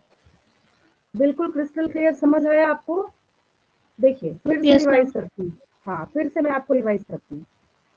ईच टेस्टिस मतलब हर एक टेस्टिस में 200 से 250 कंपार्टमेंट्स है, 250, ठीक है। और टेस्टिस जो है एक गोनेड है, याद आया पिछली क्लास में मैंने आपको गोनेड और गेमेट 2-3 क्लास से मैं आपको डिफरेंशिएट Yes, करा ma'am. रही हूँ। तो ये गोनेड है, ये सेक्स ऑर्गन है, ठीक है। लेकिन मजेदार बात ये है कि ये एंडोक्राइन ग्लैंड भी है। तो testis is composed of seminiferous tubule and stromal interstitial tissue. अब देखिए एक लाइन में ये कितनी सारी चीजें होते रहा है, तो देख लीजिए आप, मैं सब बोल दिया इसमें एक ही लाइन में, सब बोल दिया इसमें कि स्टोमल टिश्यूज भी, इंटरस्टिशियल टिश्यू भी, सेमिनिफेरस ट्यूब्यूल भी है। तो बच्चा पहली दफा पढ़े क्या समझेगा इसको पढ़ के? कुछ नहीं समझेगा, ठीक है। तो बात ये है कि उस टेस्टिस में जो 250 कंपार्टमेंट है, अगर उसमें से एक कंपार्टमेंट को ध्यान से देखा जाए तो उसमें से एक कंपार्टमेंट के अंदर आपको इस तरीके से, जैसे इस डायग्राम में आपको दिख रहा है 1 2 3, ये सेमिनिफेरस ट्यूब्यूल्स होते हैं। इन सेमिनिफेरस ट्यूब्यूल्स के बीच में जो गैप होता है इसको हम इंटरस्टिशियल स्पेस कहते हैं। और इस इंटरस्टिशियल स्पेस में जो सेल होते हैं उसको लेडिक सेल या इंटरस्टिशियल सेल कहते हैं। अब आया समझ में? ठीक है। तो जिसके बारे में वहां पे मतलब सुपर डुपर शॉर्टकट यहाँ पे मारा जा रहा है, जो बोला जा रहा है आपको कि लेडिक सेल और इंटरस्टिशियल सेल है, ठीक है। तो यहाँ पे इंटरट्यूबुलर मतलब जो सेमिनिफेरस ट्यूब्यूल के बीच का जो स्पेस है उसमें प्रेजेंट है। लेकिन ये लेडिक सेल इतना इम्पोर्टेंट है, सारे फसाद की जड़ यही है, यही वो लेडिक सेल है जो एंड्रोजन या टेस्टोस्टेरोन सिक्रीट करने का काम कर रहा है। तो अगर कल को जाके आपसे कोई पूछे कि what is the function of Leydig cell, ये जो लेडिक सेल अभी अभी आपने देखा, बोला जाएगा कि इसका फंक्शन बताओ। तो इसका फंक्शन ये है कि Leydig cell Ma'am, secrete, secretion of androgen. हाँ secretion of androgen, secretion of androgen और टेस्टोस्टेरोन। हो गया? अब क्लियर है बिल्कुल? ये काम है, किसका काम है? ये लेडिक सेल का काम है। वो समझे, लेडिक सेल है तो एंड्रोजेंस का टेस्टोस्टेरोन का सिक्रीशन होगा, नहीं है तो नहीं होगा, ठीक है। तो इतना इंपॉर्टेंट वर्क इसका है, तो जिसकी वजह से इसको एंडोक्राइन ग्लैंड की कैटेगरी में डाला गया है। फिर ये जो है ना, ये सब आप जानते हैं बचपन से बहुत, आजकल तो 6-7 के बच्चे भी जो है वो सेकेंडरी सेक्सुअल कैरेक्टर ये सब पढ़ रहे होते हैं, ये सब देखिए आप जानते हैं। एंड्रोजन अगर हुआ तो क्या करेगा? ये मैच्योरेशन में हेल्प करेगा। जो मेल सेक्स ऑर्गन है जैसे एपिडिडाइमिस है, वास डिफरेंस है, सेमिनल वेसिकल है, प्रोस्टेट ग्लैंड है, यूरेथ्रा है, इन सब में क्या करेगा? ये इनके फंक्शंस को रेगुलेट करने का काम करेगा। मस्कुलर ग्रोथ करेगा, जिसकी वजह से मेल का जो मस्कुलर ग्रोथ है फीमेल के कंपेरेटिवली शोल्डर वगैरह के जगह पे ज्यादा होता है। फिर growth of facial hair, axillary hair करेगा, एग्रेसिवनेस होगा, लो पिच ऑफ वॉइस होगा, जिसकी वजह से वॉइस जो है वो भारी हो जाती है। एंड्रोजन यहाँ पे क्या करेगा? स्पर्मेटोजेनेसिस को कैसे ट्रिगर करने का काम करेगा वो मैं सिखाऊंगी आपको 12th क्लास में। एंड्रोजन जो है ये सेंट्रल न्यूरल सिस्टम पर भी काम करता है और मेल सेक्सुअल बिहेवियर को इन्फ्लुएंस करने का काम करता है।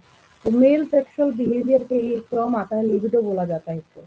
फिर यहाँ पे ये जो हार्मोन है, तो बोलने का क्या मतलब हुआ कुल मिला के कि अब ये सारे काम को, इतना सारा काम करेगा तो इसको मेटाबॉलिज्म से क्या चाहिए होगा भाई? प्रोटीन हो, कार्बोहाइड्रेट हो, सब कुछ इसको चाहिए होता है।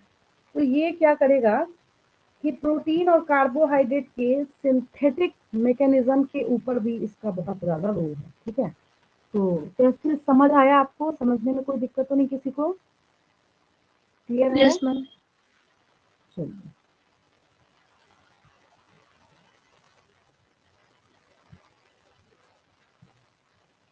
ये पेज नोट कर लिया आपने? नोट नहीं किया होगा स्क्रीनशॉट ले लेंगे। Ma'am noted. चलिए वेरी गुड।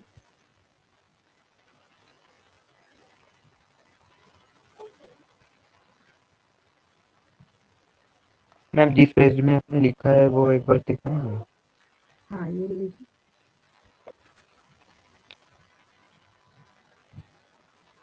Okay ma'am. चलिए आगे बढ़ते हैं हम लोग।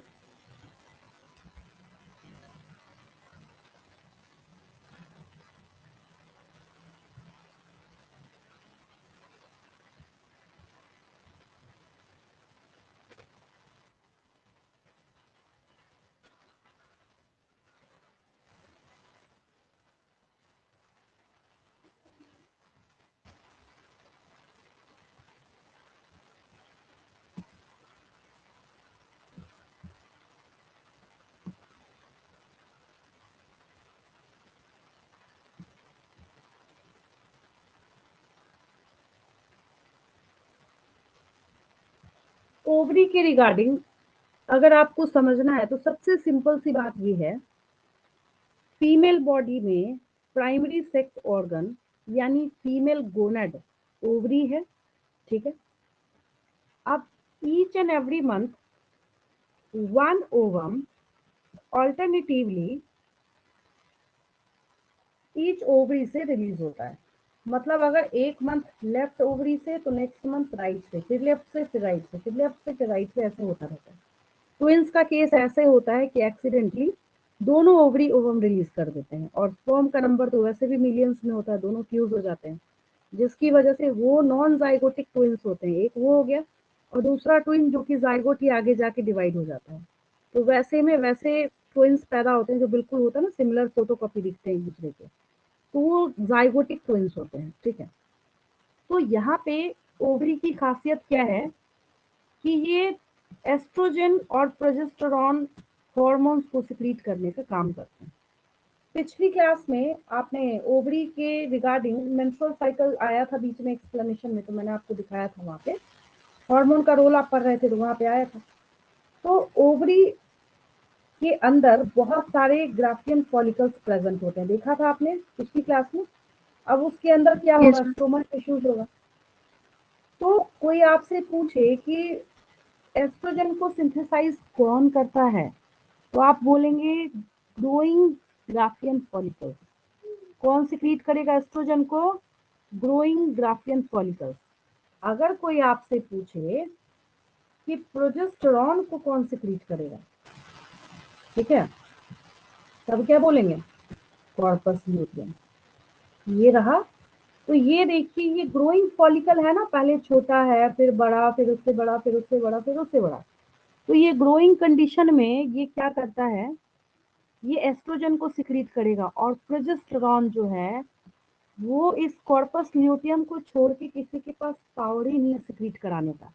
तो एक मजेदार बात यहाँ पे ये देखिए, प्रोजेस्टेरॉन का ग्राफ जो है ये पहले फ्लैट चल रहा है, और जैसे यहाँ पे कॉर्पस ल्यूटियम बना, ये देखिए मजे से राइज हो रहा है। ऊपर अब चला गया समझ वो। आया सबको? हाँ, क्योंकि कॉर्पस ल्यूटियम ही करेगा, जिसकी जिसकी वजह से इसकी, अगर कोई बच्चा फर्स्ट हाफ में, इस ग्राफ के टू हाफ है, फर्स्ट हाफ 14 डे का और नेक्स्ट जो है 14 to 28 का, अगर कोई बच्चा फर्स्ट हाफ में प्रोजेस्टेरॉन बना देना, समझिए वो गधा एक नंबर का। प्रोजेस्टेरॉन कभी फर्स्ट हाफ में बन ही नहीं सकता है, जब भी बनेगा सेकेंड हाफ में बनेगा।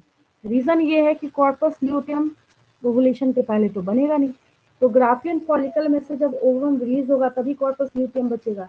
तो ये जो कॉर्पस ल्यूटियम अवेलेबल है, यही कॉर्पस ल्यूटियम क्या करता है, प्रोजेस्टेरॉन बनाने का काम करता है। तो ये देखिए यहाँ पे आपको लिखा गया, P for progesterone, P for pregnancy hormone भी इसको बोला जाता है। फिर देखिए यहाँ पे ये नीचे वाला, ऊपर वाला पैरा आपके समझने का था, नीचे वाला देखिए सेम जैसे मेल वाले में लिखा था, यहाँ भी आपको लिखा हुआ है, ठीक है। ये क्या करेगा, जो फीमेल के सेकेंडरी सेक्सुअल कैरेक्टर्स हैं उन सबको ये वहाँ पे मेच्योर करने का, डेवलप करने का काम करेगा। ओवेरियन फॉलिकल्स जो है उनको डे बाई डे इंक्रीज करेगा, उसके डेवलपमेंट में इंपॉर्टेंट रोल प्ले करेगा।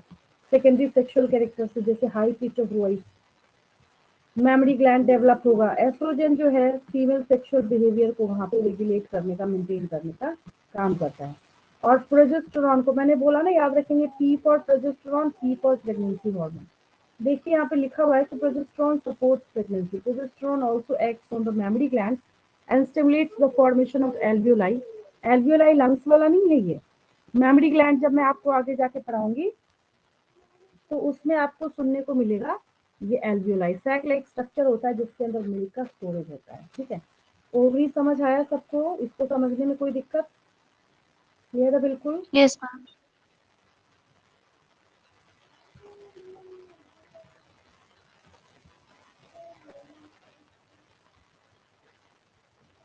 अब हम लोग इसको ऐसा भी बोल सकते हैं कि ये जो पैरा यहाँ पे आया ना, तो एक तरीके से पूरा का पूरा क्या है, मतलब कॉम्प्रेस करके, जैसे कैसे हम लोग समरी बोल सकते हैं, समरी भी बोल सकते हैं, बहुत ही आसान है। और ये आपने जैसे ANF फैक्टर वगैरह ये आपने पहले भी पढ़ रखा है। ठीक है, इसलिए नया नहीं है इसमें।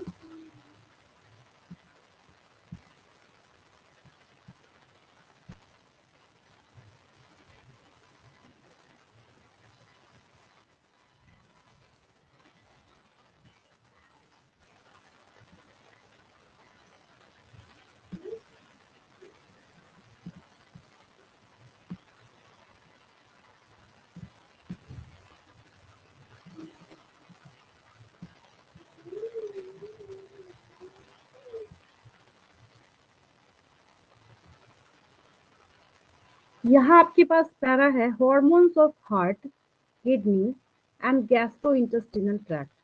हार्ट के अंदर या फिर किडनी के रेगुलेशन में आपने बहुत इंपॉर्टेंट रोल पढ़ा था ANF का, एट्रियल नाइट्रियूरेटिक फैक्टर का, याद है आपको? ठीक है, तो मैंने आपको बोला कि जैसे अभी तक आपने जो भी ह्यूमन फिजियोलॉजी पढ़ा है सबका यहाँ पे क्या है, मतलब निचोड़ है, समरी करके यहाँ पे आपको लिखा गया है। तो वही चीज यहाँ पे आपको बताई जा रही है। Now you know about the endocrine glands and their hormones. However, as mentioned earlier, hormones are also secreted by some tissues which are not endocrine glands. अलग से भी फ्री फंड में ये रिलीज हो रहा होता है जरूरत के हिसाब से। For example the atrial wall, अब हम ऐसे कह दें, टैग दे दें हम कि हार्ट के एट्रियल वॉल को कि जाओ तुमको ग्लैंड बोल देते हैं, तो ऐसा तो होगा नहीं। लेकिन ये भी क्या करता है, पेप्टाइड मतलब प्रोटीनेशियस हार्मोन जो है एट्रियल नाइट्रियूरेटिक फैक्टर को सिक्रीट करने का काम करता है।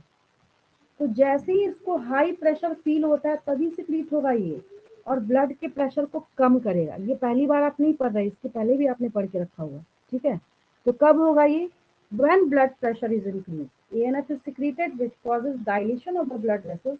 This reduces the blood pressure. तो कहानी क्या है, एट्रियम के वॉल को जब हाई ब्लड प्रेशर फील होता है तो हाई ब्लड प्रेशर फील होने पे ये एक पेप्टाइड हार्मोन सिक्रीट करता है जिसका नाम एट्रियल नाइट्रियूरेटिक फैक्टर ही रखा गया है इसी के नाम पे। ठीक है, और ये ब्लड वेसल्स को डायलेट कर देगा तो ब्लड का प्रेशर कम हो जाएगा। समझ आया आपको? क्लियर है मैम बिल्कुल? प्रीवियस चैप्टर में ये पढ़ा था। हाँ हाँ, तभी तो मैं कह रही हूँ कि आपने पहले पढ़ रखा है, बट रिवाइज हो गया आपका, याद हो गया सबको? Yes Yes, ma'am, ma'am. Calculation में पढ़े थे। हाँ हाँ, उसमें था, किडनी वाले में भी है। चलिए अब देखिए, सब कुछ आपने पढ़ा हुआ है। अब जक्स्टाग्लोमेरुलर सेल्स याद आ रहा है कितना मैंने समझाया था आपको? Yes ma'am, Yes, ma'am.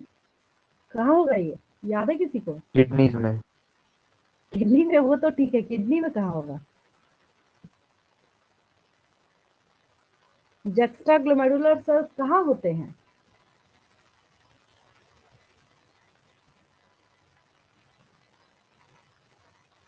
देखिए मैम इसको देख के ग्लोमेरुलर रिवाइज कर केवला लीजिएगा, के ठीक बीच है? वाले अंदर। एरिया में। मैम DGT और एफरेंट आर्टेरियल के बीच में। यस, उसके कॉन्टैक्ट पॉइंट पे। ठीक है, बहुत इंपॉर्टेंट है Yes, ये ma'am. जक्स्टाग्लोमेरुलर सेल्स, जो है पूछा जाएगा आपसे एग्जाम में। चलिए यहाँ पे किडनी क्या करता है, पेप्टाइड हार्मोन सिक्रीट करता है इसका। अच्छा, इरिथ्रो मतलब रेड होता है, इरिथ्रो मतलब क्या होता है, रेड होता है, इसलिए आरबीसी का नाम ना इरिथ्रोसाइट भी बोला जाता है। ठीक है, तो आपने ये तो पढ़ा था वहां पे कि वहां उसके फीडबैक मैकेनिज्म में इंपॉर्टेंट रोल प्ले करता है, बट यहाँ पे उससे भी बड़ा काम ये क्या कर रहा है, इट स्टिमुलेट्स इरिथ्रोपोइसिस। ये बहुत बड़ी बात है। इरिथ्रोपोइसिस मतलब आरबीसी के बनने की घटना। The formation of RBC is termed as erythropoiesis. जब आरबीसी बन के मेच्योर होता है उसको क्या कहते हैं हम लोग, इरिथ्रोपोइसिस। तो जक्स्टाग्लोमेरुलर सेल्स और इम्पोर्टेंट काम क्या करता है, ये आरबीसी के फॉर्मेशन मैचुरेशन का काम करता है। ठीक है, क्लियर हुआ आपको ये। फिर हम लोग यहाँ पे आते हैं किसके बारे में बात करते हैं, जो आपका गैस्ट्रो इंटेस्टिनल ट्रैक्ट है, ये 4 मेजर पेप्टाइड हार्मोन सिक्रीट करता है। पहला है गैस्ट्रिन, फिर है आपके पास सिक्रीटिन, फिर है आपके पास कोलेसिस्टोकाइनिन, इसको सीसीके बोला जाता है, फिर है आपके पास गैस्ट्रिक इनहिबिटरी पेप्टाइड। गैस्ट्रिन जो है ये गैस्ट्रिक ग्लैंड्स पे काम करता है, और गैस्ट्रिक ग्लैंड कहाँ पाया जाता है, स्टमक में पाया जाता है। क्या करेगा ये बोलेगा कि तुम HCl का सिक्रीशन करो, और HCl का सिक्रीशन करेगा तब जाके पेप्सिनोजन किस में कन्वर्ट होगा, पेप्सिन में कन्वर्ट होगा। ठीक है, तो ये स्टोरी किसकी है, ये स्टोरी है स्टमक की। सिक्रिटीन की एक्ट करने का साइट दूसरी जगह पे है, ये पैनक्रियाज के एक्सोक्राइन वाला जो पार्ट है वहां काम करेगा, और ये बोलेगा कि तुम वाटर और बाइकार्बोनेट आयंस जो है इसका सिक्रीशन करो। सिक्रिटीन कहाँ काम करेगा, पैनक्रियाज के एक्सोक्राइन पार्ट पे। ठीक है, और CCK मतलब कोलेसिस्टोकाइनिन जो है ये पैनक्रियाज और गॉल ब्लैडर दोनों जगह पे काम करता है, और पैनक्रियाटिक एंजाइम्स को बोलेगा कि इसको क्या करना है, सिक्रीट होना है। ठीक है, बाइल जूस वगैरह सबको ये सिक्रीशन होने के लिए, बाइल जूस कौन सिक्रीट करेगा, गॉल ब्लैडर, तो इसको ये एक्टिवेट करता है। और देखिए फिर आपके पास क्या है, गैस्ट्रिक इनहिबिटरी पेप्टाइड को शॉर्ट में GIP बोला जाता है। तो अब अगर बहुत ज्यादा एसिड बनने लगे तो दिक्कत है ना, तो ये क्या करेगा, बोलेगा बस बहुत हो गया, GIP inhibits gastric secretion and motility, उसको ये बोलेगा बंद करना है, स्टॉप करना है। और दूसरे भी नॉन एंडोक्राइन टिश्यूज हैं जो हार्मोन को सिक्रीट करने का काम करते हैं, और ग्रोथ फैक्टर्स वगैरह जो है, ठीक है, ये है यहाँ पे। अब ये सारे के सारे फैक्टर्स क्या हैं, normal growth of tissues and their repairing और रीजनरेशन के लिए रिक्वायर्ड है।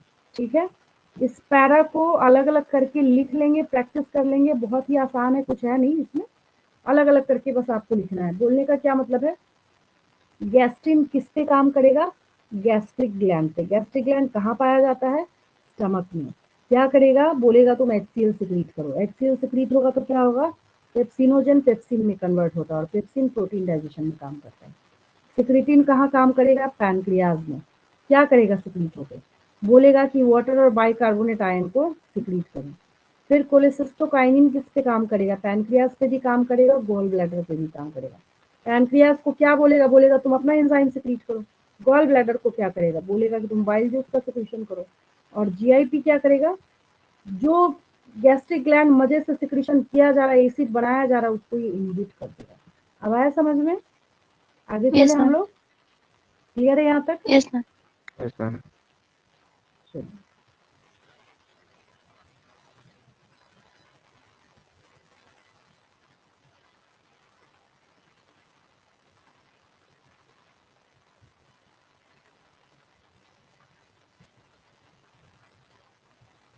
यहाँ आपके पास एक पैरा है, मैकेनिज्म ऑफ हार्मोन एक्शन। ठीक है, अब आपका पढ़ा हुआ हो गया, मतलब जो समझने मैंने बोला, तो अभी तक आपने कुछ बाद वाला पोर्शन जो पिछला पैरा स्टार्ट हुआ है वहां से अभी तक में कुछ नया नहीं सीखा है आपने, वो सब। ये बात अलग है कि आपकी याददाश्त कितनी है वो तो मैं देख ही रही हूँ, ये बात अलग है कि आपको याद, लैक ऑफ रिवीजन का रिजल्ट है ये, आप रिवाइज नहीं कर रहे पढ़ा हुआ, जबकि जो चीजें मैंने इतना पिन पॉइंट करके और एक्सप्लेन करके पढ़ा रखा है वही सब यहाँ पे क्या है, समराइज करके आपको दिया हुआ। ठीक है, हार्मोन हार्मोन हार्मोन पूरे पर हम लोग चैप्टर में यही पढ़ रहे हैं। तो आपने क्या बात सीखी कि हर एक हार्मोन का अपना एक टारगेट टिश्यू होता है जहाँ पे बाइंड करके ये काम करेगा।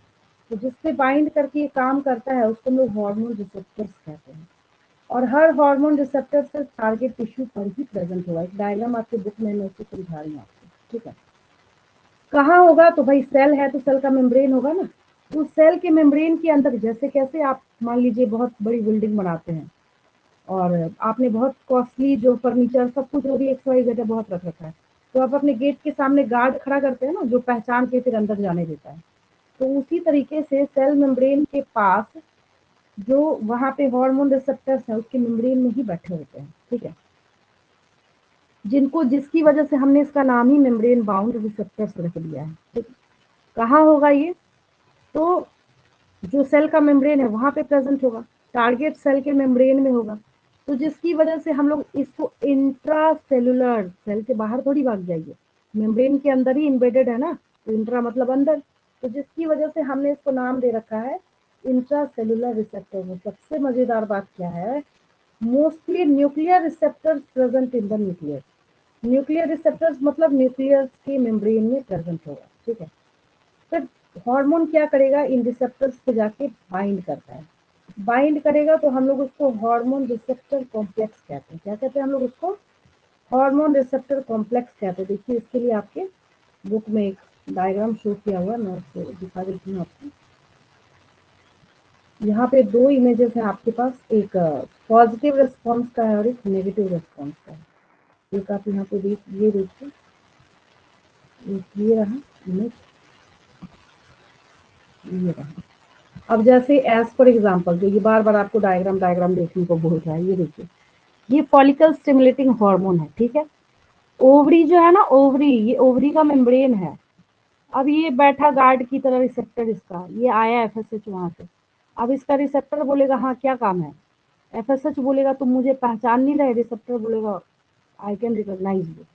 फिर ये क्या करेगा, ये बाइंड कर गया इसके साथ, बाइंड कर गया तो एफएसएच मैसेज देगा, इसको मैसेज देगा तो रिस्पॉन्स के तौर पे क्या होगा, generation of second messenger, cyclic AMP and जो कैल्शियम आयंस हैं वहां पे, तो ये सब वहां से रिलीज होगा।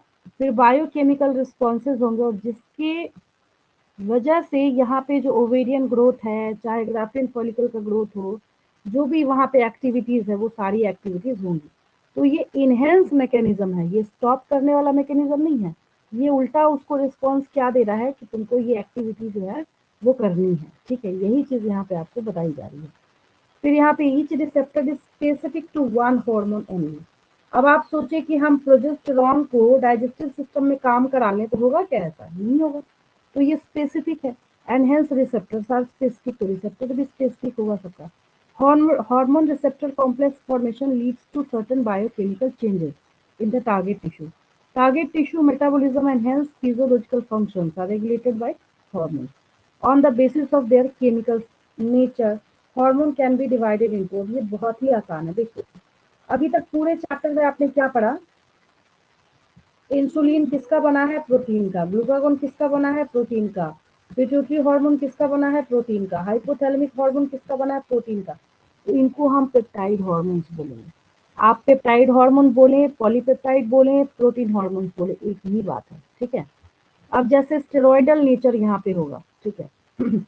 कॉर्टिसोल स्टेरॉयडल नेचर का, टेस्टोस्टेरोन स्टेरॉयडल नेचर का, एस्ट्राडायोल स्टेरॉयडल नेचर का, प्रोजेस्टेरॉन स्टेरॉयडल नेचर का। एक यहाँ पे आपने पूरे चैप्टर में सिर्फ थायराइड हार्मोन ऐसा पढ़ा है जो आयोडीन से ही बनता है, तो इसको हम लोग आयोडोथायरोनिन्स कहते हैं, ठीक है। और एपिनेफ्रिन जो है स्पेशल, प्रोटीन भी अलग से नहीं, ये एमिनो एसिड डेरिवेटिव है। क्या है ये, एमिनो एसिड डेरिवेटिव है, ठीक है। इस पैरा को समझने में कोई दिक्कत किसी को, नो मैम। आगे देखिए, छोटा सा पैरा और है। नेक्स्ट आपके पास क्या है,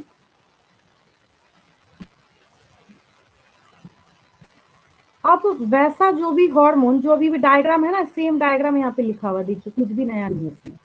Hormones which interact with membrane bound receptors normally do not enter the target cell. वो खुद अंदर जाता नहीं है, वो मैसेंजर को मैसेज देगा तुम ऐसा करो, ठीक है। जैसे यहाँ पे जो साइक्लिक आपके पास एएमपी है, फिर उसके बाद इनऑर्गेनिक फॉस्फेट्स है, कैल्शियम आयन है, इनको ये क्या करेगा, मैसेज देगा, which in turn regulate cellular metabolism. यहाँ पे फिगर देखने को आपको बोल रहा है, hormones which interact with intracellular receptors, steroid hormones, iodothyronines mostly regulate gene expression or chromosome function by interaction of hormone receptor complex with genome. Genome मतलब आपके न्यूक्लियस के अंदर होल सेट ऑफ क्रोमोसोम जो बैठा हुआ है, उसके ऊपर जो, मतलब उसको सिर्फ जीनोम कहते हैं, उसके ऊपर जो जीन बैठा है उसके एक्सप्रेशन को यही गाइड करने का काम करता है। तो जीन एक्सप्रेशन और क्रोमोसोम फंक्शन लिख दिया ना यहाँ पे, ठीक है। Cumulative biochemical actions result in physiological and developmental effects. ठीक है। अब ये पॉजिटिव भी हो सकता है, नेगेटिव भी हो सकता है। तो ये आपने एक पॉजिटिव वाला एग्जाम्पल देखा है। दूसरा जो एक एग्जाम्पल यहाँ पे आपके पास अवेलेबल है, ये किसका है, एक और आपके पास फीडबैक मैकेनिज्म यहाँ पे अवेलेबल है। तो ये किसका है, ये स्टेरॉयडल का है। जैसे यहाँ पे एस्ट्रोजन को वर्क कराया जा रहा है। किसको वर्क कराया जा रहा है, एस्ट्रोजन को। अब एस्ट्रोजन है तो इसका जो रिसेप्टर है वो कहाँ बैठा है, ये न्यूक्लियस की मेम्ब्रेन में बैठा है, अंदर तो आ गया, फिर न्यूक्लियस बोला बस स्टॉप। तो ये जो इसका रिसेप्टर है ये मैसेज देगा तो जीनोम मतलब जो डीएनए है आपके पास, डीएनए क्या करेगा, आरएनए बनाएगा। ये मैंने आपको सेल चैप्टर में पढ़ाया था, सेंट्रल डॉगमा। डीएनए क्या करेगा, आरएनए बनाएगा, आरएनए क्या करेगा, प्रोटीन बनाएगा, प्रोटीन क्या करेगा, एक्सप्रेशन देगा, एक्सप्रेशन देगा तो फिजियोलॉजिकल रिस्पॉन्स होगा। क्लियर है बिल्कुल, यहाँ तक? कोई डाउट होगा तो पूछ लेंगे मेरे से, पहले देख लीजिए ध्यान से। मैम यहाँ तक ये कोई डाउट? नेगेटिव क्यों है? क्या मैम ये नेगेटिव क्यों है? यहाँ पे जैसे मान लीजिए कि मतलब एक मैं एग्जांपल दे रही हूँ कि जैसे यूटेराइन सेल मेम्ब्रेन यहाँ पे दिया हुआ है, तो कोई जैसे एज फॉर एग्जांपल हम मेंस्ट्रुअल फ्लो का एग्जांपल ले लेते हैं, ठीक है। तो उसको एक ऐसा टाइम आता है जब उसको स्टॉप होना होता है ना। तो स्टॉप होने के लिए भी ये क्या करेगा, फिजियोलॉजिकल रिस्पॉन्स देगा। किस चीज के लिए, इसको स्टॉप करने के लिए, अगर हम इसको मान लेते हैं ऐसा तो, ठीक है। और कोई डाउट किसी को? No ma'am.